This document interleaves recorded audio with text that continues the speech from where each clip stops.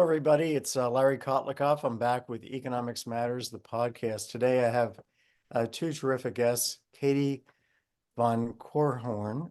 Am I saying that right, Katie? Yes, it's Von Cohorn. Thank you. Von Cohorn.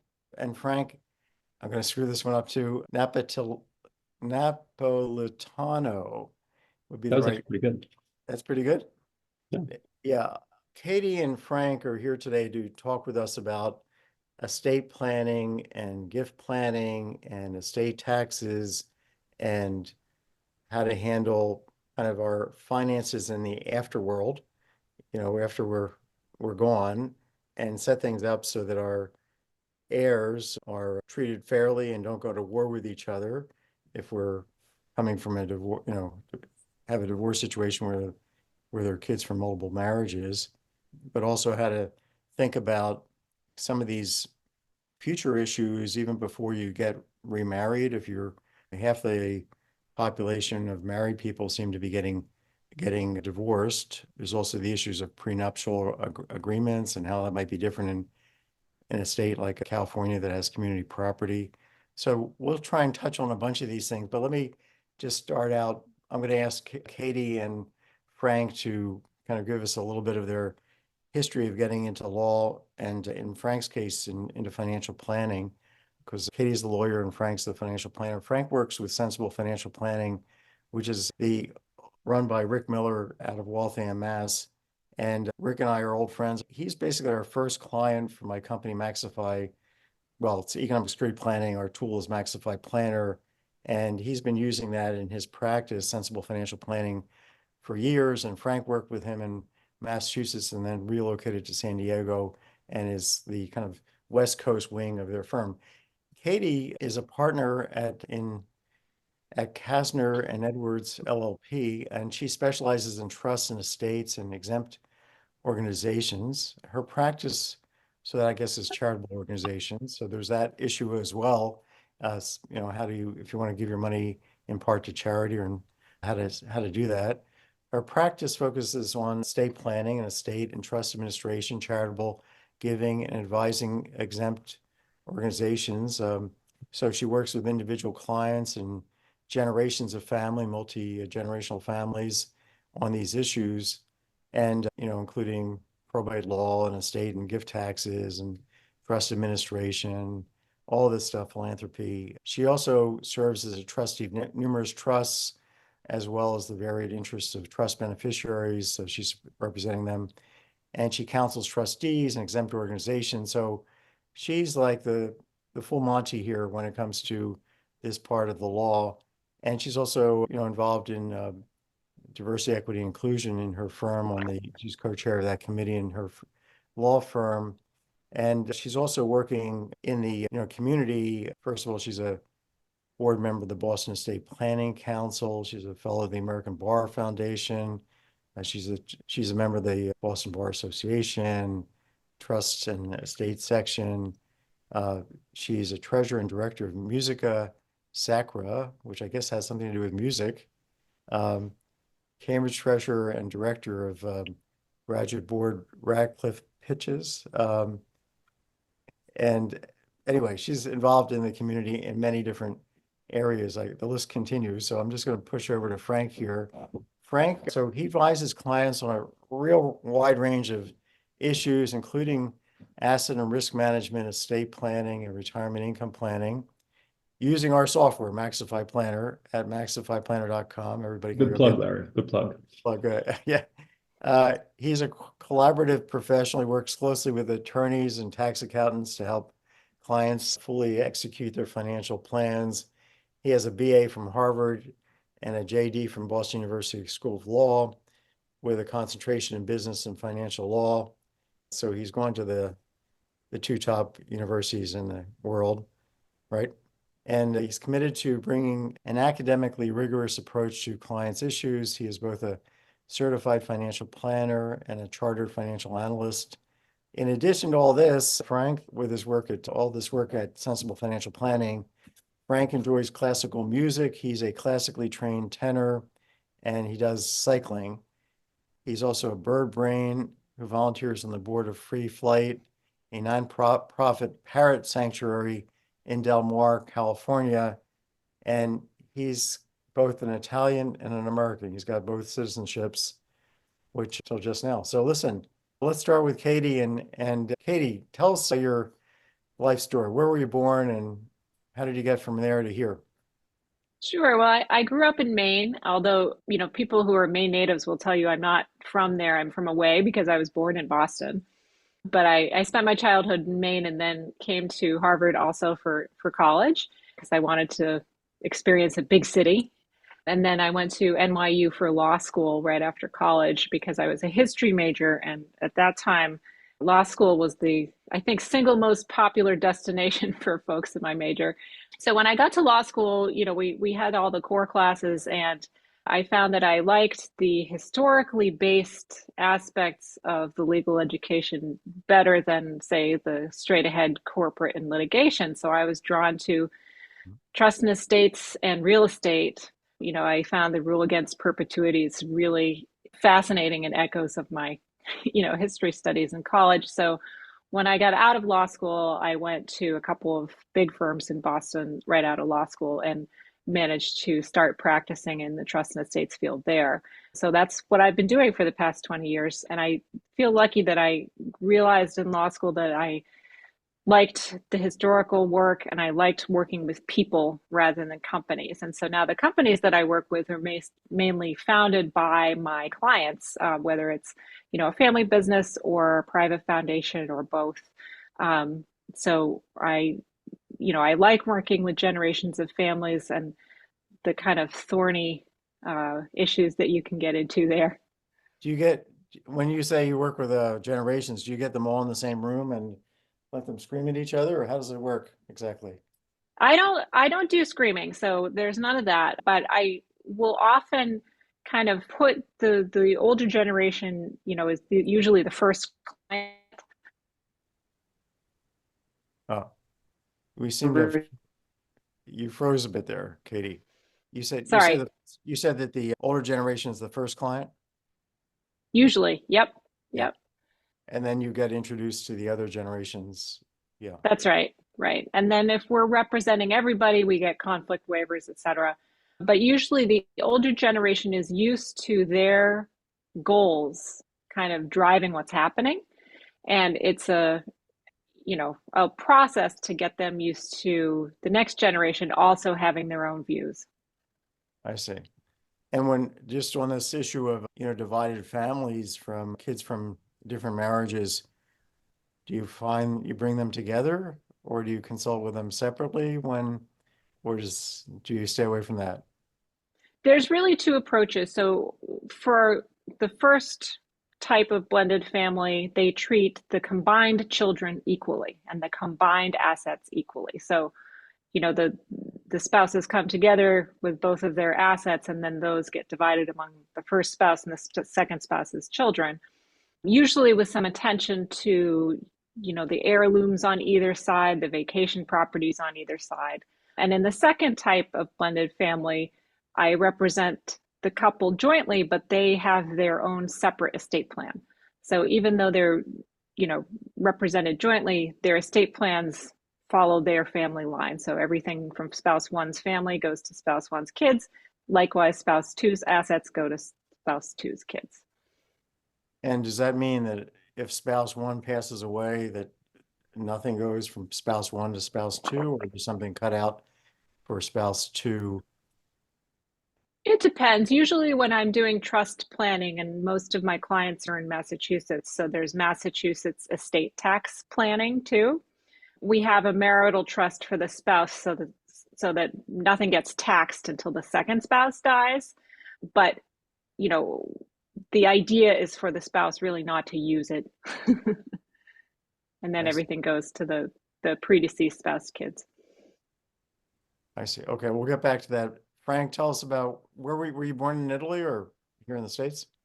I was born in New York, which sometimes feels like another region of Italy.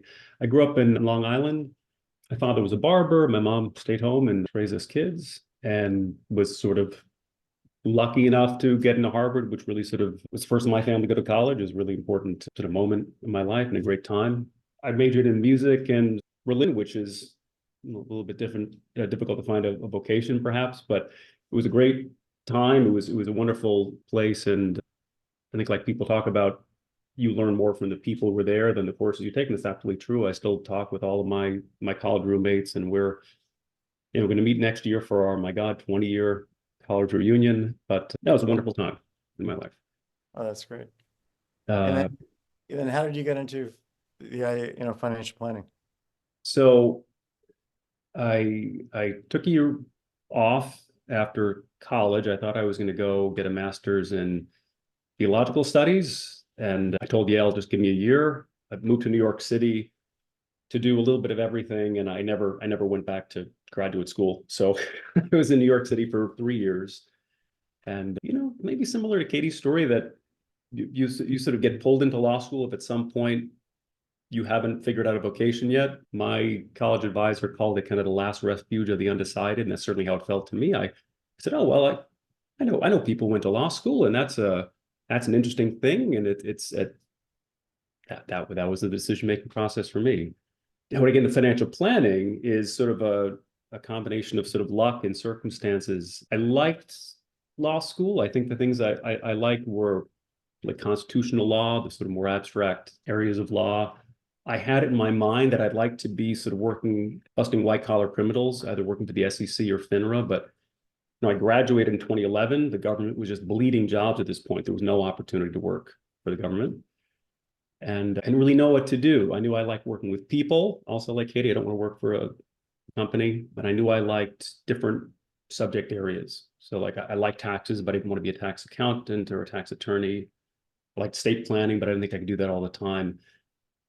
I have a college interviewer who interviewed me when I was 17 years old, who just happened to be a lucky person to come into my life. And I was talking about this dilemma that I had. I'm a 2L and trying to figure out what to do. And he said, "Well, have you thought about financial planning?" And I said, "I have no idea what financial planning is. Tell me about it." And that started me down a path of doing a bunch of research. And at law school, I got to take classes at the business school, which was great. So instead of taking accounting for lawyers, no diss, but the accounting classes at the business school were for business majors. I really liked it.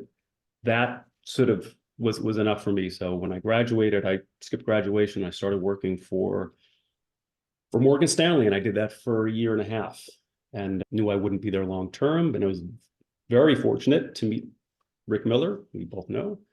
And that's when I started working at Sensible Financial. I've been doing that for 12 years. And so it's been a very rewarding career. That's great. So Katie, if we think about middle-class people, who, I mean, do they need to see an estate attorney? Do they need to have a trusts and wills and other docs? I mean, just let's start out with the really basics for people that in that kind of category who do and don't live in states with estate taxes. But then let's think about more upper income households, many of whom are probably listening to this podcast or watching it. Yeah, take us through some of the basics. Assume nobody knows anything about these issues. Sure. So when I tell first-time clients who don't have any planning in place, is that if you don't have at least a will, you're letting the state decide for you what happens to your assets when you die. So if you're happy with that and you're happy with your heirs going through the probate process, you can do some research and find out what that's like in your state, and that may be okay. In my experience, it's a huge pain in the rear end. So I would, counsel everybody to get at least a will. And for anyone who wants to do one of three things: have privacy protection, provide for beneficiaries over a period of time, or do some tax planning, then a trust is also a good idea. So whether that is one or two trusts sometimes depends on your state. In Massachusetts, I always counsel people to have two, but in states like California, where it's community property, it's common for spouses to have one joint trust. So, but when people come in for planning in the first instance, I say, what do you want your heirs to deal with? A lot of paperwork and your grief, or just the grief without any paperwork or less. So you can do all the paperwork now and save everybody some time and headache in the future. Let's talk about retirement for a minute. It's something Americans think about regularly. Ask yourself, how financially secure do you really feel? Do you have enough money to retire? How much is really enough? And if you don't have enough money, how can you possibly find that extra money before you do retire? These are all tough questions. My retirement software, MaxiFi Planner, is the powerful online planning tool that takes the guesswork out of retirement. It weighs your assets against your fixed expenses to calculate how much you can safely spend every year for the rest of your life based on when you decide to retire. And it shows you safe ways to find more money. MaxiFi makes a complicated problem like retirement planning simple. It's accurate, easy to use, and produces what you really seek, peace of mind. So make the smart choice and visit MaxiFi.com today. Don't miss this opportunity. That's MaxiFi with an I, MaxiFi. MaxiFi.com. Now let's get back to the podcast. So just mention a bit about the trust. What trusts are you talking about, and why would you need a trust? Let's say if you're don't have enough money for it to be taxable. Let's say. So this would be a revocable or a living trust, and I refer to it as part of the core estate planning documents, which when I'm doing them, include a will, a revocable trust, a power of attorney, a healthcare proxy, and a HIPAA form. So the trust can help with planning for your beneficiaries, either family members or other individuals or charities, over a period of time. So if there's anyone who has, a younger generation, if you have minor children, if you have minor grandchildren, if you have, a godchild or somebody you're interested in providing for who's not old enough to handle a lump sum, then it's good to have a trust in place so that you can allow them to have access to those funds over a period of time. I see. So that would be the main reason if we're not talking about tax issues. That's right. Yep. Okay. And all right, so let me flip to Frank here. And so Frank, if we are talking about tax issues, where do the trusts help you avoid the taxes? How do you, for example, if you are in a situation where you have enough resources so that you might be taxable at least under a state estate tax, where the limits are pretty low. I think Massachusetts, the limit is what? It's around $1 million or $2 million? It just changed this year, Larry. Now it's $2 million a person. $2 million per person. So I'm married, let's say, and I have $5 million, my wife and I pass away, and I can use a $2 million. Well, do I have a complete exempt? Do I need a trust in order to give everything to my wife free of any Massachusetts state tax, or do I need a trust to? Katie mentioned a marital trust, so I'm just trying to see what that exactly is and how that might come into play here. Sure. So the answer, I think, is it depends. But let me give the example, the sort of simple example of where and sort of how the trust works. So let's say a couple has $5 million estate, right? And Larry, I'm gonna pick on you for this one. So Larry, you pass away. You have a very simple estate plan. You say, I leave everything to my wife. Your wife now has a $5 million estate, and she dies of a broken heart a month later. Her estate would owe tax in Massachusetts because it's above $2 million. And the estate tax exemption you get is on a per person basis. It's not like when we're doing income taxes and we get to file taxes as joint people. The exemption is on a per person basis. And so if she dies a month later, I'm simplifying the math here, but 5 minus 2, she has an estate which is now taxable on that $3 million, the amount which is above $2 million. With a little bit of planning, you could reduce the estate tax pretty significantly. So if upon your death, you made sure that not everything went to your surviving spouse, but that first you took $2 million. This is the state tax exemption in Massachusetts here in 2023. And you put that $2 million into an irrevocable trust. I'll talk about what that means in just a second, but it's a special type of trust which has its own tax ID number and which owns the assets. $2 million goes into the trust, and then the remainder goes to your wife. When she passes away, that $2 million is now outside of her estate. And so you've reduced the amount that would be otherwise be subject to estate taxes by $2 million. Okay, so the estate can sort of lock in the first to die's estate tax exemption. And Katie, you're the attorney, so if you want to correct anything that I just said, please do. Yeah, go ahead, Katie. Just the So- wife? Well, two quick questions, Katie, you can answer. Yeah. And then expand on what Frank said.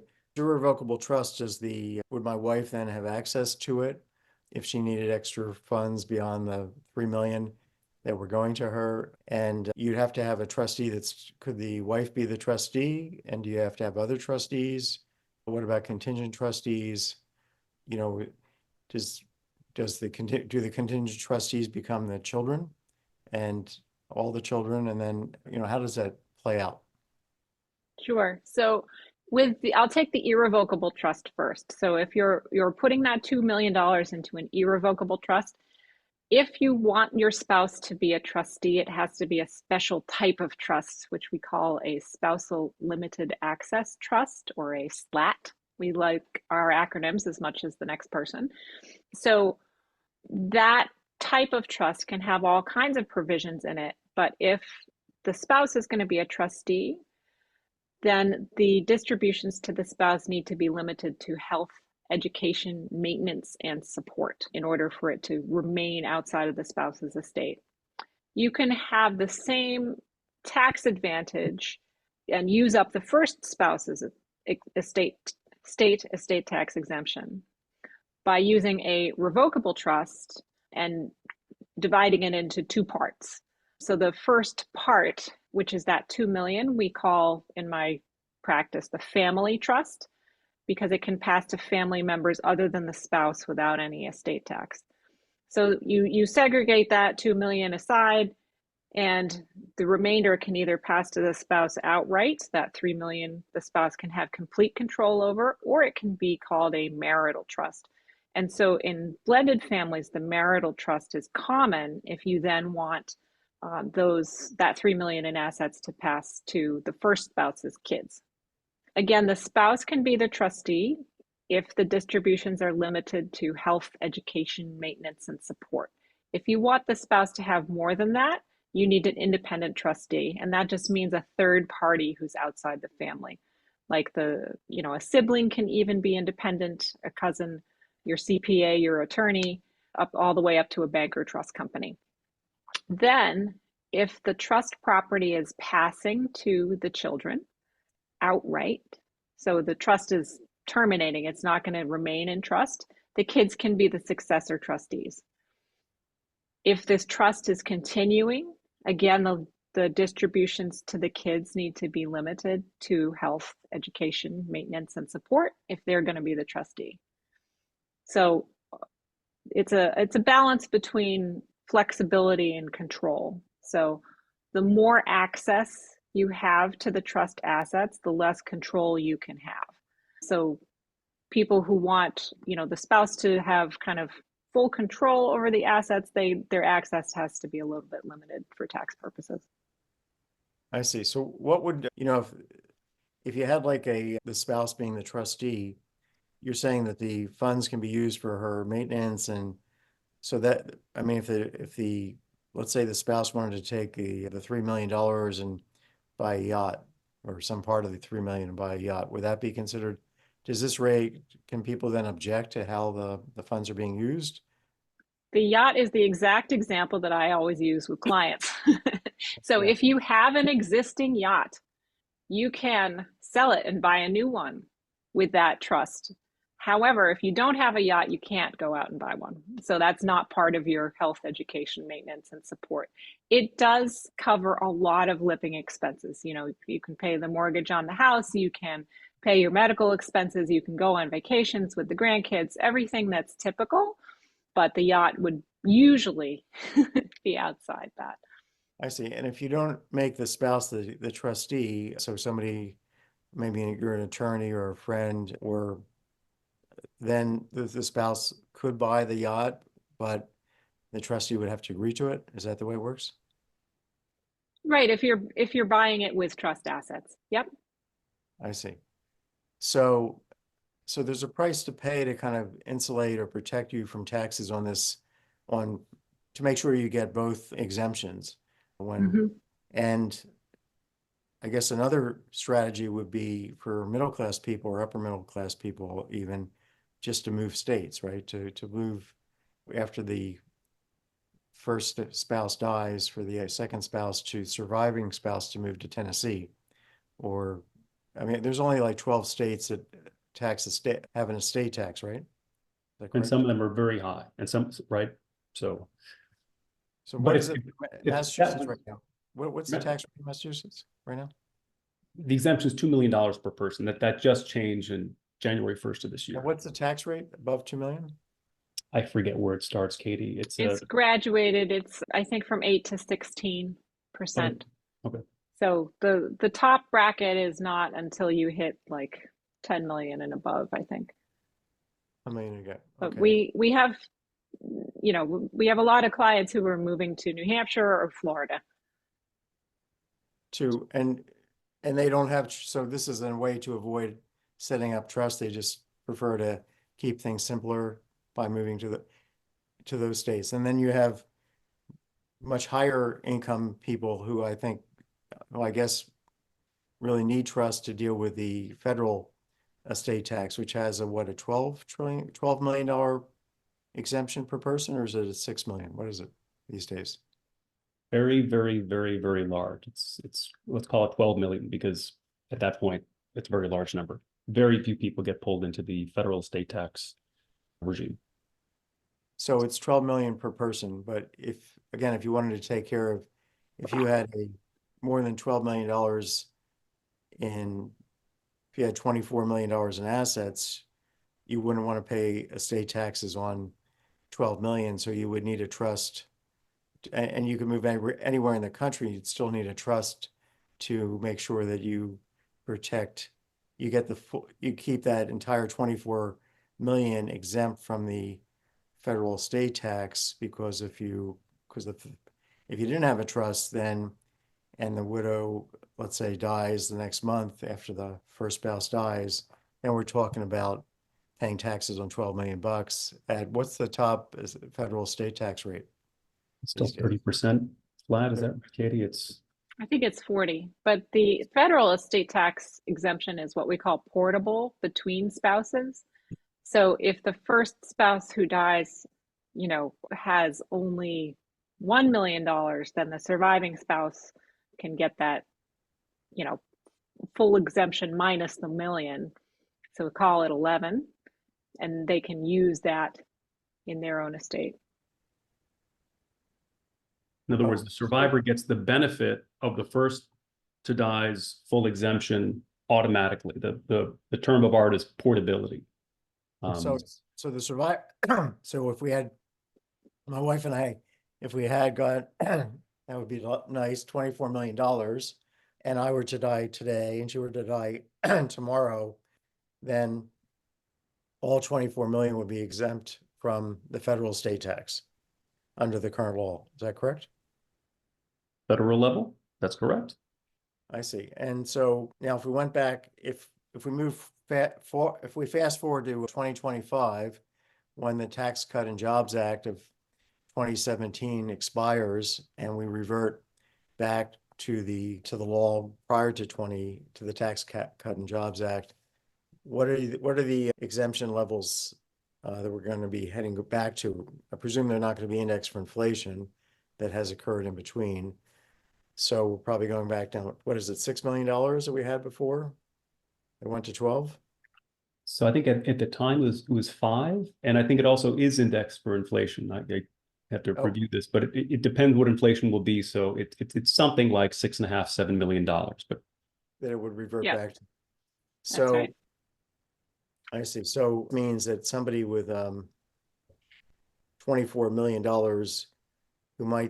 who lives in Tennessee, who might think that they don't need a trust, really has to worry that they might need a trust, because because starting in 2025, depending on how politics evolve here and tax law evolves, you could die with 24 million, but only have 12 million exemption. So then have 12 million subject to taxation, right? And how would let's say you set up a trust, Katie, tell us how a client in that situation who might be worried about, might even have $100 million. So they're even concerned about it right now, about not just retaining the exemption, because that's going to happen automatically under the federal law, and they live in Tennessee, or maybe New Hampshire. Do you practice in New Hampshire? I do. I do practice in Massachusetts and New Hampshire. How about So Rhode for Island? clients who are federally taxable, we start talking about irrevocable trusts and lifetime gifting, so as to reduce their estate, hopefully below the federal level. And you can have a million different trust structures when we're talking about those levels of wealth, but one of the easiest types of estate tax leverage is life insurance planning if you are relatively healthy. Because if you set up a life insurance trust, it's an irrevocable trust. The premiums that you pay to that trust reduce your estate. And then when you pass, the life insurance death benefit can be used to pay the estate tax. So for example, if you have a family with lots of real estate or other illiquid assets, they won't have to sell any of that family-owned real estate in order to pay the estate tax that's due. Because they'll get enough life insurance to cover the tax?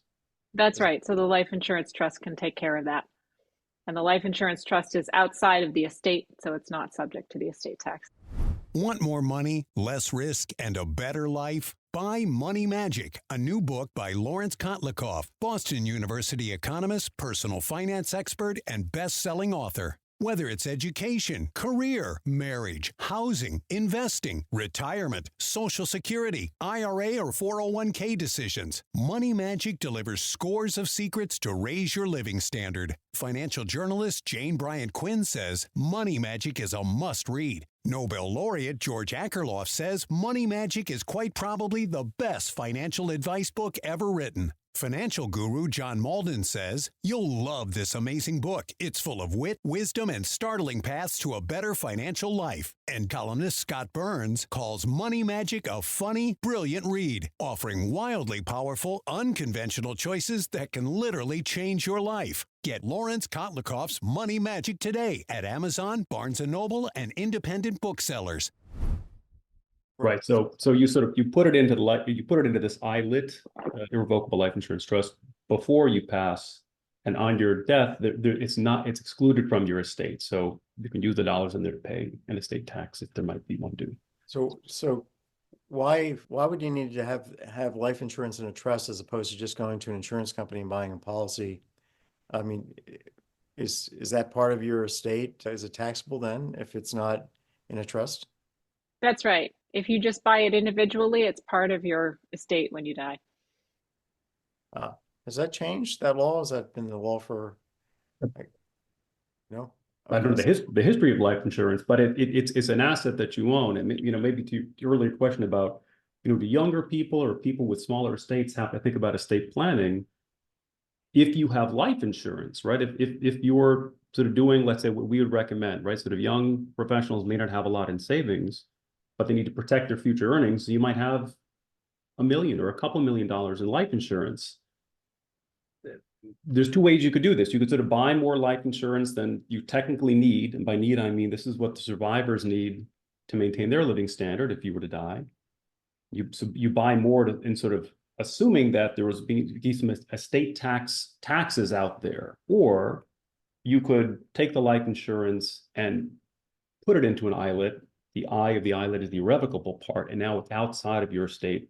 If you die, it pays into the trust, and that amount, potentially a very large amount, you're young, your 30s and 40s, is excluded from your estate. I see. And do people kind of shy away from trust because they're worried about who exactly is going to be the trustee and whether or not that trustee is kind of somebody who's reliable and or might think that they, you might have a trustee and you tell the trustee, hey, I take it the trustee has to be somebody, it can't, if we're talking about a trustee who's not your spouse, maybe it's your attorney and then you have to concern yourself with, well, will this attorney now be controlling what my wife does or my, survivor does, which is something I don't want. And what if that attorney passes away? Who becomes the trustee next? And if I take it that if that's making my kids the trustee is a possibility, or joint trustees, but then the kids have to agree. And then does this come up where, I mean, are people like hesitant to get into these trusts because of this concern? Katie, what do you think? I find people more reluctant to do planning in the first place because they're concerned about the guardians. So the guardians are the first concern, and then the trustees are kind of the second level concern after that. But usually in families that get along, there is a sibling that can serve as a trustee if we're looking to family members. Again, the spouse and the kids can serve as trustee if the distributions are limited to health, education, maintenance, and support, like we talked about. But if there's no family member available, I will serve as trustee, for example. And there are a lot of strictures placed on trustees to make sure they don't act out. So as a trustee, you have a fiduciary duty, which means that you have to administer the trust in the best interests of the beneficiaries. And, we take that responsibility seriously. There's also a number of bank and trust companies that are available to serve as a corporate trustee for even more kind of process and control. And larger clients with a lot of wealth do pick those. So 2 questions. So you're my trustee. Do you practice in Rhode Island, by the way? I do not. Okay, all right. So you're my trustee, and we set up this trust and now I pass away, and my wife wants to buy a yacht. She doesn't want to buy, my wife doesn't want to buy a yacht, but suppose she did. Are the beneficiaries are potentially include the kids, right? It's not just the spouse. So you have to now decide whether the yacht is in everybody's best interest as opposed to just my wife's best interest, right? That's right. So it's probably going to be more likely that we would, if the trust funds are sufficient, that a trustee would allow the spouse to buy like a vacation cottage or something like that that has broader family use. But there have to be sufficient assets in the trust to make that possible. If you have real estate and you don't have enough money to support it and there's nothing left for the kids, then it's not a prudent investment. I see. So let's say you're a middle class household with maybe like $5 million in assets and you live in Massachusetts. And they walk in your door and they're, let's say my age, like in 70s, would you be counseling them to get into trust right away? Or would you say better to make a plan to move to a different state after the first person passes away? So every client is different. And I say that just to, recognize that in my practice, I see all different shapes and sizes of families. So it really depends on what the client prefers.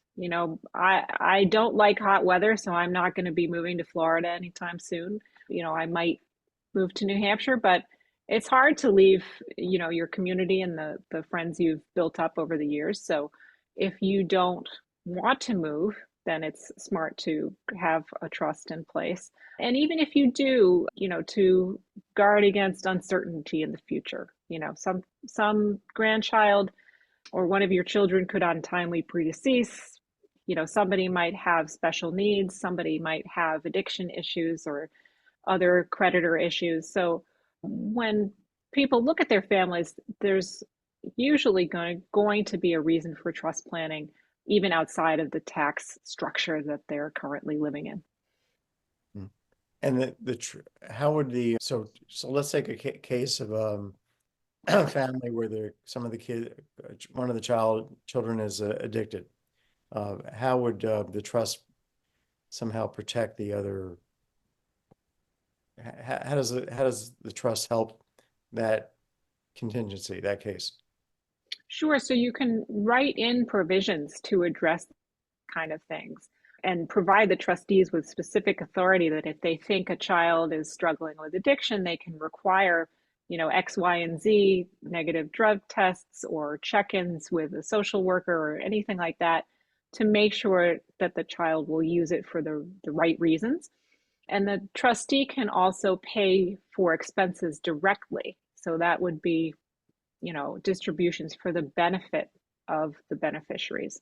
So paying for housing directly or medical care directly, paying for tuition out of the trust, et cetera. So anything that you want to provide for or guard against, you can write into the document.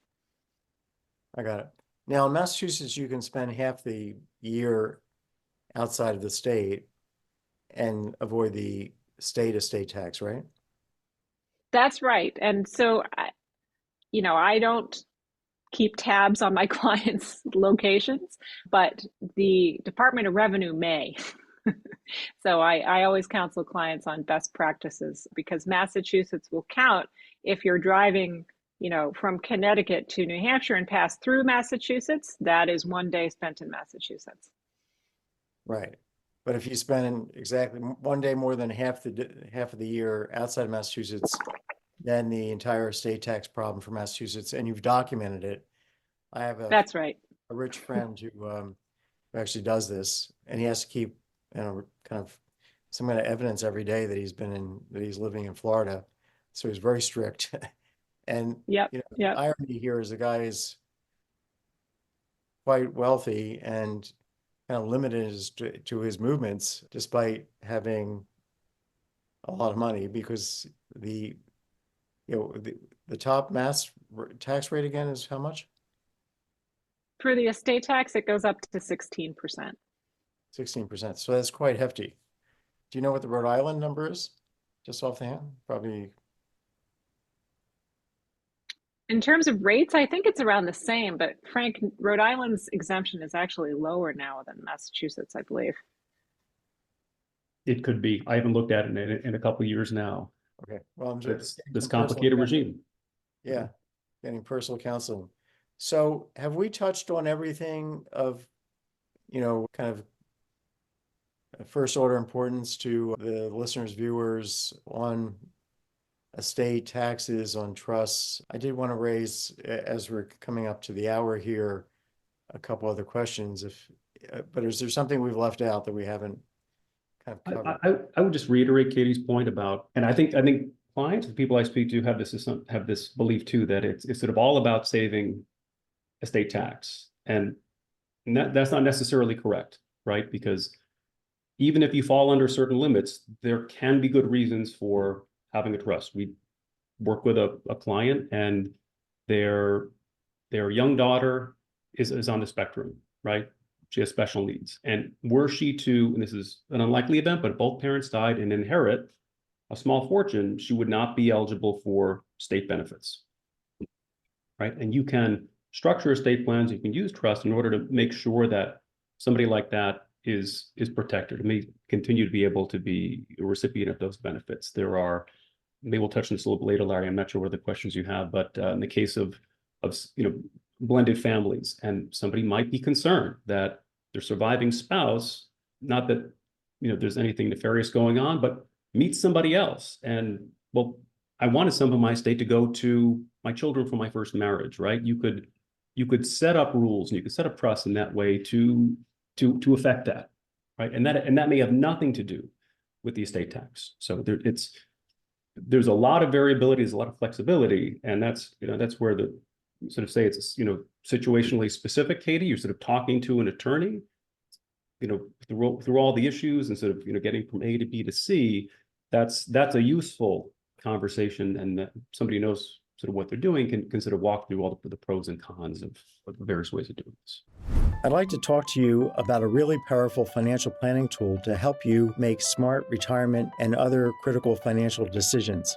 It's a tool that factors in all your financial data and shows you what you can sustainably spend every year for the rest of your life. That tool is my software company's MaxiFi Planner. It's incredibly powerful, it's accurate, and it's easy to use. MaxiFi takes the guesswork out of financial decisions at every stage of life. Its focus is on raising, de-risking, and sustaining your living standard. MaxiFi lets you run what-if scenarios to see how your finances will change in taking new jobs, buying a home, doing Roth conversions, retiring early, downsizing, investing more in the market, you name it. Knowing the impact of these decisions before you make them is the secret to making smarter decisions. And it's also the secret to what we all seek, which is financial peace of mind. So please visit MaxiFi.com today to start planning. That's MaxiFi with an I, MaxiFi.com, MaxiFi.com. Now let's get back to the podcast. How much do trustees charge? I mean, if you're using an independent trustee, what would be a typical kind of annual percentage of the estate that would be used? That, let's say it was somebody that was supervising. Well, let's first of all assume that there's no child with special needs that needs to be kind of supervised in the case that, I guess there's the issue of what the charge would be before anybody dies, but then what the charge is after both parents die. And now you're the trustee and you're responsible for making sure this child has, a good life and the funds are well used, but also, protected for future use. How much could that come to, let's say, in the context of after the parents have died and the child is being maintained in effect through the trustee's guidance? How much are we talking about percentage-wise? So if you're asking an attorney or a CPA to be your trustee, they're usually going to charge by the hour, just like they would for their other professional work. Banks and trust companies have their kind of rates. Those usually start around 1% for the first few million and then go down from there as the assets go up. So in terms of basis points, but it depends on the institution that you're choosing and the variety of services as a trustee that they offer. Some banks will charge more if there's real estate in the trust, for example. Some trust companies will, don't specialize in special needs, so they'll direct you to a different trust company that does. So there's a wide variety of choices, again, speaking to the wide variety of needs that people have. So if someone made you the trustee, what happens were you, God forbid, not to be able to continue doing this, serving as a trustee? What happens then? It's usually written into the document in terms of who's going to be the successor. And if the list of successors runs out, then the beneficiaries can choose a trustee, again, usually by the majority. And the beneficiaries can change the trustee at any time if they're by majority or not? If there's removal written into the document, then yes, they can. But sometimes the strictures on removal are a little bit constrained. So you could require that if a beneficiary removes a trustee, then they replace it with a professional trustee, like a bank or a trust company, so that they don't run out and appoint their best friend who then distributes all the money out to them. Lets them buy 2 yachts. Yeah, I would say we don't serve as trustees. My experience is similar to Katie's, that there's a wide range of potential fees, right? Especially at the large banks and trust companies. There are also sort of the like brokerage custodians like Fidelity. I think we've looked into their services for clients before, and I think on their website it's they're less expensive. They're providing fewer services, but I think they might be like 50 basis points, something like that. But it's you can look that up on their website. Mm-hmm. And let me ask you this different question, which is maybe this will be the last question that we have time for, but what if you're counseling a couple that's about to get married or has just got married and they're trying to figure out, and the two parties have brought in different amounts of assets into the relationship, but they don't want to gift them because they don't have that much money that they can give it away right now because the survivor might needed if the survivor lives to their max, let's say, close to the maximum age of life. How do you set up, let's say, a will that for getting any estate tax issues or other kinds of rationales for trusts, but how would you set up a will to kind of allocate funds to the two sets of children? Maybe this is a second marriage for both spouses, hypothetically, so that the person that, let's say, brought in more assets, let's say, leaves the majority of those assets. Well, some higher percentage of the assets end up in the context of the surviving wife or husband, surviving spouse not living, anticipating all the assets, not living that long. How do you set it up to deal with that situation, the wills of the two parties? I'll tell you how go ahead. I know you said wills, but I'm going to suggest trust planning in this situation, because that way you can put kind of guide rails around what the surviving spouse can receive while still passing assets to the predeceased spouse's kids. If you're doing wills only, you would need to pick an amount or a percentage of your estate to leave to the surviving spouse so that your kids would still get enough. And that's because if you have a trust inside of a will in Massachusetts, it's a real pain in the neck. And so I would never do that for clients in Massachusetts. So I would counsel clients to think harder about whether they really don't want trust planning in that situation. I see. So the will, so one way to deal with this is with a formal trust. Another is just to kind of deal with this by saying, well, this percentage of the combined assets in the event when the last to die goes to this set of kids, and this percentage goes to this set of kids. And we're going to trust the survivor not to basically change their will or change their behavior in terms of their spending. Do you see that happening? Obviously that there's a risk there. There's a risk in all these contexts, and there's also costs. But most people don't have trusts. Most people are in this kind of situation, right? Where they have to survive they have to count on they have to trust the trust. They have to trust the surviving spouse will do, what they agreed to ahead of time. Yeah, so in that situation with a blended family, I will see people, doing the trust planning, even if there's not that many assets, or kind of dividing it up by sides. So leaving spouse one leaves everything to spouse one's kids, nothing to spouse two, and then spouse two leaves their assets to their kids. But what if spouse two needs spouse one's assets to spend if they continue to live, to maintain their Then I living would tell them they need a trust. And you tell them they need a trust. Okay, got you. All right. Yeah, I would say no legal advice for me. I'm not I'm not a practicing lawyer, right? But it's, if you think about marriage, if you just think about it from this perspective, right, is the most important legal relationship you will ever have in your life. Mhm. There's probably some planning there. There's some thoughtfulness, and not to say that a prenup is for everyone, but divorces happen. Larry, you're divorced. I'm divorced. It's an uncomfortable time in people's lives, and in my case, I think it would have been better had I thought about in advance. It's not romantic, but sort of, well, what's fair, and we can sort of think about that and sort of write that down, and hopefully it never happens. But it's a really important change. It's a really important legal change when people get married, and so just taking the time to sit down and talk with an attorney through the implications of that change, I think it's worthwhile. Right? Everyone should probably do it. I agree.